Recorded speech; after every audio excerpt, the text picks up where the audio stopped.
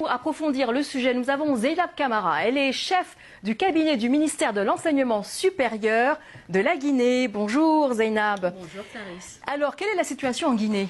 Alors, la situation en Guinée est que vous avez une population très jeune, plus de 60% de la population qui est entre 18 à 35 ans.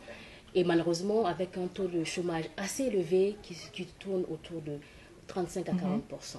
Donc, vous voyez que donc, la situation voilà, est assez préoccupante. Mais nous pouvons voir la mise en place par les gouvernements, par le gouvernement de Guinée, des mesures adéquates pour s'assurer que nous puissions absorber ce taux de jeunes diplômés qui sortent, qui environne à peu près entre 17 000 à 20 000 diplômés qui sortent de nos institutions d'enseignement supérieur et d'enseignement technique. Donc, comment s'assurer que ces jeunes puissent trouver... Alors justement, que fait le gouvernement pour les aider à s'en sortir? Des mesures sont prises en place, notamment au niveau de l'enseignement technique, parce que nous encourageons les bacheliers à s'orienter vers les branches techniques. Lorsque nous parlons avec le secteur privé, ils nous disent qu'ils ont besoin, certes, d'ingénieurs de haut cadre, mais ils ont également besoin de jeunes qui ont déjà un métier. Donc vous les dirigez vers certaines filières? Certaines filières techniques pour qu'ils puissent avoir la main et être employés plus facilement. Au niveau de l'enseignement supérieur, la même chose. Nous sommes en train de mettre en place un programme assez intéressant avec le secteur privé parce qu'il faut qu'il y ait l'adéquation entre l'emploi et la formation, donner la main. Donc en ce sens, le secteur privé fait partie de nos conseils d'administration. D'ailleurs, au niveau de...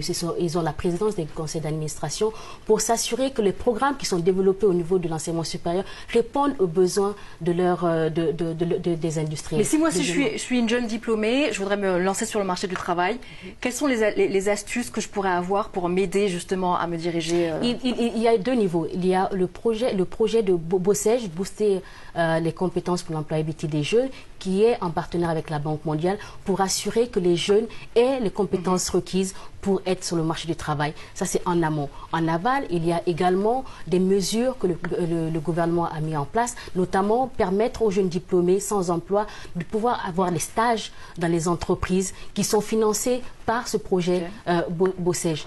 Et également l'entrepreneuriat, bien sûr, parce que ce que nous voulons au niveau de l'enseignement supérieur, ce n'est pas seulement de former des salariés, mais également donner la chance aux jeunes de pouvoir s'employer.